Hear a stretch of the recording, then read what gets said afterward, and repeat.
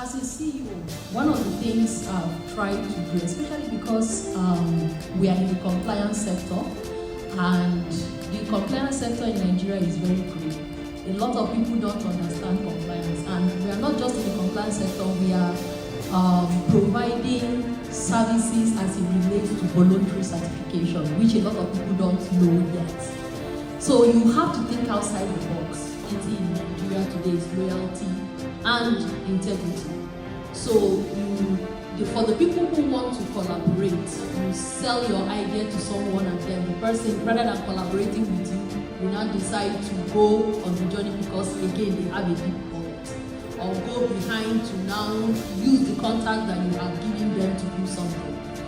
But one of the things that we need as a country, or even for the businesses, is to begin to think about collaboration other than seeing each other as competitors. Collaboration will just help you to grow faster. And then the one-man business mentality of, look, I can do it alone. Some people, when it comes to expansion, you don't have the big pocket. The banks, the commercial banks will give you rate of 32%, 38%, 40%. How can you grow? But if you decide, look, this is my business, I will sell some part of my business and get debt. I will get equity as against debt. You realize that the journey that would have taken you 10 years, it will eventually come to maybe 3-4 years for you to be able to scale. Having a small business for a long time, after a while, it becomes very frustrating. For us, one of the things I say to people, look, if you want to do export business and you don't have volume, forget about doing export business.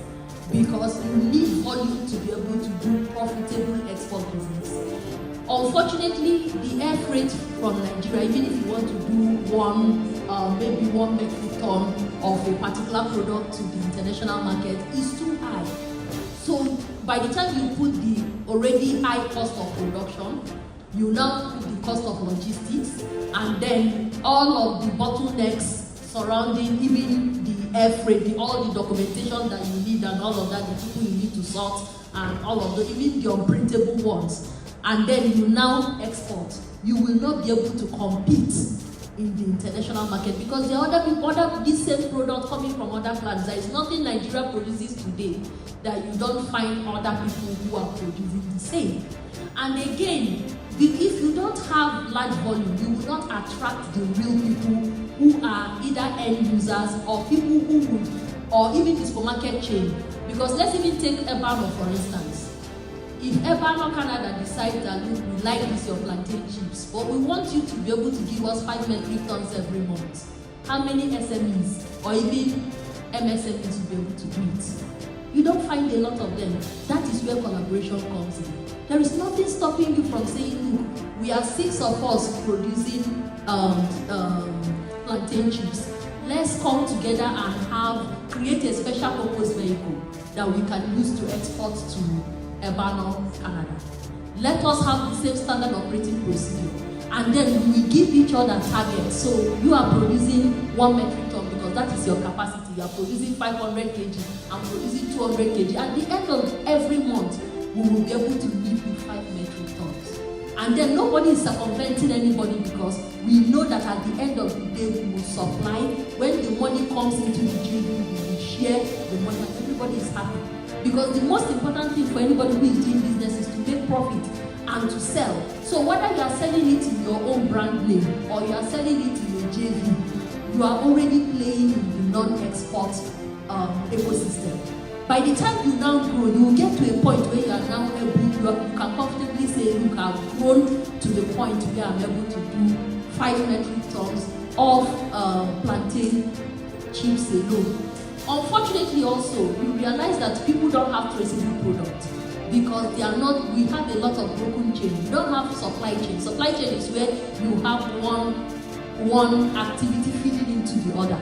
But I want to do plantain chips now.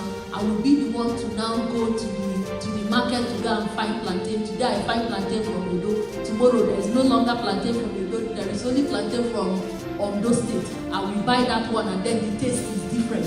The oil, King's oil has become too expensive. I will now have to buy another oil and all of that. supply chain is, the agricultural sector, if they actually open up the entire value chain, people can now begin to play. There is no need. If all I want to do is export plantain chips, I don't need to now have to go all the way to the upstream to go and source. I should be able to have farmers who can supply me, local buying agents who already understand the standards, the kind of oil that I want to buy, the people who are going to be producing it. I want to be able to say, look, we are creating a program, for instance, cluster export, where people will come together. We've even gone a step further to say we would also find a market. Let us use the market access as a stimulator for our certification business.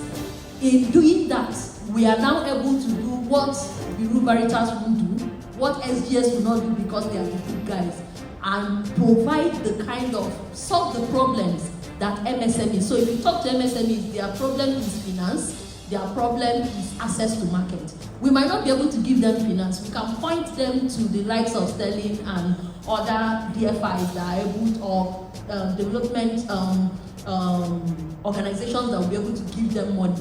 But we are also able to give them access to market because we know what the market requires. We've been able to get people who are interested in buying products that Nigeria has comparative advantage. And then we put our stamp as an assurance that those people have been able to comply with the standards.